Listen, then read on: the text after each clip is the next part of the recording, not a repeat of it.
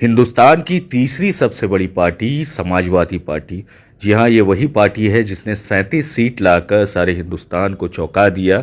और आने वाले दिन में समाजवादी पार्टी का क्या रोल रहता है हिंदुस्तान की राजनीति में, हालांकि बंगाल की राजनीति की बात करें तो आइए आपको मिलवाते हैं हबीबुर रहमान खान साहब से, जो कि बंगाल के जनरल सेक्रेटरी भी है और सक्रिय राजनीति में रहे हैं। तो हबीबुर रहमान साहब, क्या लगता है आपका बंगाल में क्या रोल रहेगा?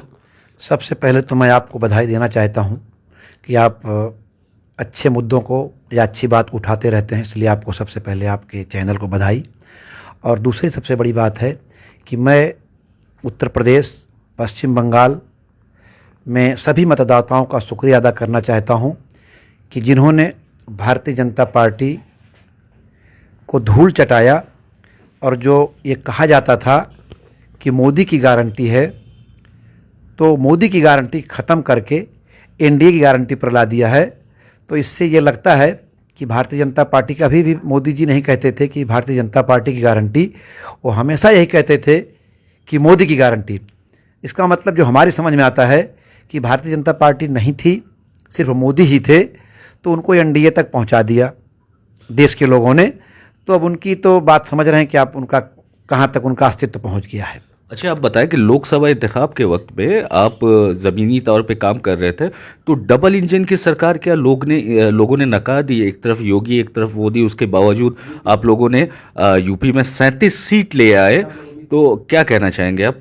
मैं तो सबसे पहले उत्तर प्रदेश की जनता को सैल्यूट करता हूं, सलाम करता हूं, तहे दिल से शुक्रिया अदा करता हूं कि जिन लोगों ने समाजवादी पार्टी को वोट दिया, उनकी जो सोच और उनके जो विचार थे वो कम्युनल विचार के लोग नहीं थे। किसी झांसे में आकर के वो भारतीय जनता पार्टी के जाल में फंसे या मोदी के जाल में फंसे। आप बोल रहे हैं कि जो पिछली बार मोदी को और योगी को वोट देकर ठगे थे, वो वापस से अब समाजवादी पार्टी के खेमे में आ गए? नहीं, वो तो आए, लेकिन सैल्यूट है उस मिट्टी को और उस सोच को कि जो भारतीय जनता पार्टी जो हमारे समाज को, हमारे हिंदू भाइयों को, जो हमारे देश की सबसे बड़ी आबादी है, जिनको मैं दिल से प्यार करता हूं, कि भारतीय जनता पार्टी के झांसे को नकार दिया और उस मिट्टी को और उस गंगा जमुनी तहजीब को जिन्होंने अपनाया, मैं उनका शुक्रिया अदा करता हूं। पार्टियां लड़ती हैं, जीतना हारना लगा रहता है, लेकिन किसी की सोच को मान लेना और किसी की सोच को ठुकरा देना, ये बहुत बड़ी बात है कि समाजवादी सोच को लोगों ने सराहा और राष्ट्रीय अध्यक्ष माननीय अखिलेश यादव जी को और उनकी नीतियों को, समाजवादी विचारधारा को। और हमारे यहाँ समाजवादी पार्टी में ना कोई ऊंच है, ना कोई नीच है, ना कोई ब्राह्मण है, ना राजपूत है, ना कोई मुसलमान है, ना कोई हिंदू है, ना कहीं मंदिर, ना मस्जिद। सबका अपनी जगह सम्मान है। मैं मंदिर का भी सम्मान करता हूँ, गुरुद्वारे का भी करता हूँ, चर्च का भी करता हूँ। हम लोग समाजवादी पार्टी कभी भेद की राजनीति नहीं करती है, विकास की राजनीति करती है। और उनका अर्थ था कि जनता से जनता को बांट दो, कभी मुसलमान के नाम पर, कभी हिंदू के नाम पर, यही करके ठग के वो लोग जीते थे। अब की बार उनको ये समझ में आ गया है कि अब ये चलने वाला नहीं है, जबकि ज़बरदस्ती 3-4 सीटों पे मुझे हरा दिया गया, पार्टी को हरा दिया गया, नहीं तो हम लोग कम से कम 45 सीट जीतने की हालत में रहती समाज।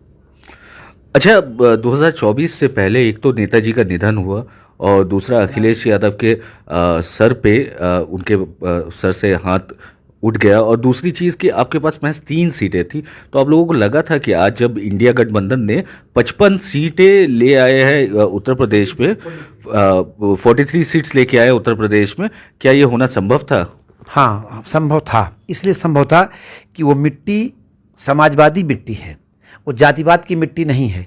क्योंकि उत्तर प्रदेश में अगर आप कभी जाएंगे, देखेंगे, तो आज भी शादी से लेकर के कोई दुर्घटना से लेकर के गांव देहात से लेकर शहर तक कभी भी कोई होता है कुछ ऐसा प्रोग्राम, तो वहाँ हिंदू मुसलमान कंधे से कंधा मिला के खड़े रहते हैं। ये अलग बात है कभी किसी बहकावे में, धार्मिक उन्माद में वो लोग आ गए, मिस्टर झांसा देने वाले जो हमारे मोदी जी थे उनके झांसे में आ गए। और उत्तर प्रदेश की मिट्टी समाजवादी मिट्टी है। वो सबसे बड़ी बात है कि वहाँ के लोग हिंदू मुसलमान पे विश्वास न करके इंसानियत, भाईचारे और समाजवाद पे विश्वास करते थे। इसलिए नेताजी नहीं थे, लेकिन नेताजी के विचार आजीवन हमारे बीच में हैं और रहेंगे। अच्छा, आप एक तरफ उत्तर प्रदेश की मिट्टी की बात करते हैं और भाईचारगी की बात करते हैं, लेकिन सीधे तौर पर समाजवादी पार्टी पे ये इल्ज़ाम लगता रहा है कि MY समीकरण, मुस्लिम यादव समीकरण के अलावा उनके पास कुछ है नहीं वोट के लिए। नहीं, विरोधी तो ये हमको कहेंगे ही, क्योंकि विरोधी तो हमको अच्छा नहीं कहेंगे ना। विरोधी को ये पता है कि डायल 100 समाजवादी की देन थी, जो विश्व स्तरीय सेवा थी, कि क्विक रिस्पांस सर्विस जो थी पुलिस की, 5 मिनट पे आपके दरवाजे पर या कहीं भी जहाँ फंसते थे हमारे घर की बहन बेटियां या कोई दुर्घटना में, 5 मिनट से लेकर 10 मिनट में पुलिस आती थी। ये राष्ट्रीय अध्यक्ष माननीय अखिलेश यादव जी की देन थी। वो पढ़े लिखे व्यक्ति हैं, शिक्षित हैं, आर्मी स्कूल में पढ़े हुए हैं, तो उनका जो सिस्टम है वो देशभक्ति का सिस्टम है, क्योंकि आर्मी स्कूल में बच्चा पढ़ने वाला जो है वो देशभक्ति ही पढ़ता है। वो धर्म को अपनी जगह है, धर्म दुरुस्त है, लेकिन वो धर्म को राजनीति में नहीं लाते हैं राष्ट्रीय अध्यक्ष जी। अच्छा, और एक चीज़ जानना था कि ये तो खैर आपके उत्तर प्रदेश और राष्ट्रीय राजनीति की बात हुई, बंगाल के बारे में सपा क्या सोचती है? समाजवादी पार्टी इसलिए यहाँ पर कोई इलेक्शन फाइट नहीं करती है कि हम लोग नहीं चाहते हैं कि ममता बनर्जी का एक वोट का कोई नुकसान हो। माना कि हम लोग जीत पाएँ या न पाएँ वो बात की बात है, लेकिन एक वोट भी हम लोग नहीं चाहते हैं कि भारतीय जनता पार्टी में हम लोगों के चलते उसका प्लस हो जाए और हमारी जो बहन ममता बनर्जी उनका एक वोट कम हो जाए। 2026 पे आने वाले विधानसभा चुनाव के बारे में क्या कहेंगे आप? देखिए हम तो एक छोटे से कार्यकर्ता हैं। ये दोनों राष्ट्रीय अध्यक्ष, चाहे वो ममता बनर्जी जी हों, चाहे हमारे राष्ट्रीय अखिलेश यादव जी हों, हम लोगों ने मिर्ज़ापुर में समाजवादी पार्टी तृणमूल कांग्रेस पार्टी को एक सीट लोकसभा की दी, और जिसमें हमारे सभी नेता आदरणीय अखिलेश यादव से लेकर के आदरणीय कीवेन नंदा जी से लेकर के सभी लोग वहाँ पर मेहनत किए। तृणमूल कांग्रेस पार्टी के बड़े बड़े नेता वहाँ पर गए और खूब अच्छा परफॉर्मेंस हुआ, 4 लाख से प्लस वोट मिला। और वहाँ पर जो कुछ लोग, सभी जगह देश में अभी अज्ञानता का मामला है, जहाँ बहुत बुजुर्ग आदमी हैं, पढ़े लिखे कम हैं, तो फूल और घास फूल में थोड़ा सा डिफरेंस होने के चक्कर में जो है मिलावट हो गई, कुछ लोग समझ नहीं पाए, वरना वो सीट तृणमूल कांग्रेस पार्टी की झोली में चली जाती। लेकिन 2 फूल के बीच में थोड़ा सा कन्फ्यूजन हुआ। जो अशिक्षित लोग थे, जो लोग कम पढ़े लिखे थे, गांव के लोग हैं, उन लोगों ने उसमें ये नहीं समझ पाए, इसलिए जो है वो सीट तृणमूल कांग्रेस पार्टी हार गई। और रही बात 2026 की, तो हमारे दोनों राष्ट्रीय नेतृत्व तय करेंगे। जो भी फैसला राष्ट्रीय नेतृत्व का होगा, हम लोग इसके पहले भी उस पर अमल किए हैं, अभी भी करेंगे, इसके बाद भी करेंगे।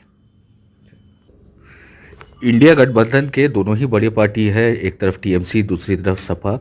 अगर इन दोनों में बात हो जाती है तो क्या 2026 में अखिलेश और ममता बनर्जी अगर सीट देते हैं बंगाल में, तो आपकी कैसी तैयारी है? नहीं, एकदम पूरी तैयारी है। गठबंधन है, होगा नहीं, गठबंधन हमारा है। इसलिए गठबंधन था तभी तो हम लोग मिर्ज़ापुर में एक सीट दिए हैं। और समाजवादी पार्टी का यहाँ पर पहले से ही विधायक था, आदरणीय चांद मोहम्मद जी थे, भगवान गोला से थे, नवाब जानी मिर्ज़ा थे, आदरणीय कीवेन नंदा जी थे। हमारे यहाँ विधायक 4-5 विधायक हमेशा रहते थे, CPM से लेकर के अभी तृणमूल कांग्रेस पार्टी के समय में भी हमारे यहाँ विधायक थे। तो हमारी तैयारी है, गठबंधन होगा, हम लोग गठबंधन है। लेकिन अगर दोनों राष्ट्रीय नेतृत्व तय करते हैं कि हम आपको सीट छोड़ रहे हैं, तो हम लोग पूरी तरह से तैयार हैं। हमारा संगठन है, हम लोग एकदम तैयार हैं। हम लोग लड़ेंगे, राष्ट्रीय नेतृत्व की बात को एकदम अक्षरांश पालन करेंगे। जैसा कि हमने देखा लोकसभा चुनाव के दौरान में अखिलेश यादव और राहुल गांधी, ये जो गजब का ट्रांसफॉर्मेशन दिखा था और गजब की पारी खेली गई, जिसके बाद पूरा इंडिया गठबंधन आके ऑपोजिशन में बैठ गया और अच्छा खासा सीट लेके आया। क्या लगता है आपको 2027 में जब आप लोकसभा विधानसभा के लिए जाएंगे उत्तर प्रदेश पे, तो इस बार फिर ऑपोजिशन में बैठने वाले या सरकार बनाने का इरादा है? समाजवादी पार्टी का एक बहुत बड़ा स्लोगन है कि जिस ओर जवानी चलती उस ओर जमाना चलता है। तो जहाँ नौजवान एक साथ हो जाएंगे, वहाँ भारतीय जनता पार्टी को हम लोग हरा देंगे। और जो दूसरी सबसे बड़ी बात है, 37 सीट जनता ने समाजवादी की झोली में डाला। आज की डेट में अगर आप देखें, आज 4 दिन से जब से हम लोग जीते हैं, जनता जीती है। समाजवादी पार्टी सिंबल थी, पार्टी है, लेकिन जीत जनता की हुई है, जनता की सोच की हुई है। तो आज की डेट में भारतीय जनता पार्टी में उनके कैबिनेट मिनिस्टर, सांसद, विधायक, ये खुद अपनी पार्टी के जिस पार्टी में वो हैं जब उसका विरोध कर रहे हैं, तो आप या पूरा देश, उत्तर प्रदेश की जनता, आप पत्रकार बंधु इस बात का आभास लगा लें कि आने वाला दिन क्या करने जा रहा है और क्या होने जा रहा है। मतलब योगी जी हैट्रिक नहीं कर रहे। नहीं, उनके लोग ही अब आपस में जो लड़ाई छिड़ी हुई है, जो अगर सत्ता पक्ष का विधायक ये कह रहा है कि 2027 में भारतीय जनता पार्टी की सरकार नहीं बनेगी, तो शायद हम लोगों को कहने की कोई ज़रूरत नहीं पड़ेगी। जब वही सत्ता पक्ष के लोग हार मान रहे हैं अभी से ही, तो फिर तो और कुछ कहना नहीं है। अच्छा, बसपा मायावती एक बड़ा नाम है, जीरो में आ गई हैं। क्या लग रहा है आपको विधानसभा चुनाव में, यूपी के विधानसभा चुनाव के दौरान क्या ये दलित वोटर जो है उनके पास आएंगे या फिर दूरी बनाए रखेंगे? नहीं, दलित वोट को मैं उनको सैल्यूट करता हूं, उनकी समझदारी को, कि जब देश पे एक ऐसा तानाशाह बैठ गया था जो संविधान को और देश की एकता और अखंडता को खतरा महसूस हो रहा था, तो हमारे सभी दलित भाइयों ने एकजुट होकर के, एक मुश्त होकर के समाजवादी विचारधारा को वोट दिया, जिसका नतीजा है कि आज हम लोग 37 सीट पर हैं। सैल्यूट के लायक हैं वहाँ के जो दलित बंधु हैं हमारे, उनको सैल्यूट करता हूँ मैं, तहे दिल से उनका शुक्रिया अदा करता हूँ।